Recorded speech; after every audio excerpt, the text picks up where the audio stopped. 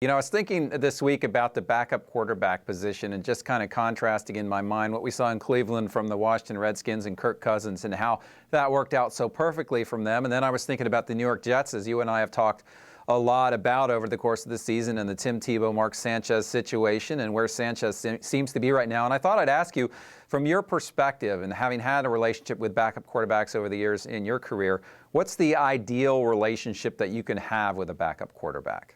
Well, I think that the ideal situation for a starter and a backup was different from my perspective than maybe it was for the rest of the team. I've always believed that for the team, that you owe it to the rest of those players to have a backup who can come in and win games. I mean, it's unfair to those other 51, 52 players if you lose your starter and then essentially you say, okay, well, our season's now over. I mean, guys invest a lot of time. So I think you owe it to the organization, you owe it to those players to have a guy who can step in and play. Now, being in that quarterback room as a starter, what I wanted a guy who was smart.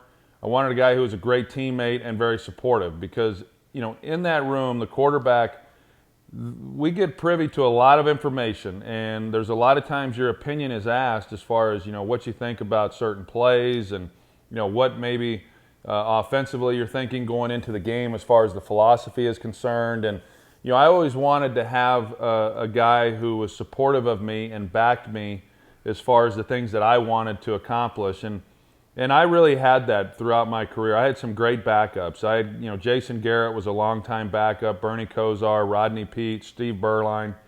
And all those guys, they were always there. They were always supportive, but they were a great set of eyes on the sidelines to where, if I didn't see something or I could go over and ask them, that was very helpful. And it was also helpful having those type of guys during the week. They're watching film, they're studying, and they can make suggestions that oftentimes pay off on Sundays also.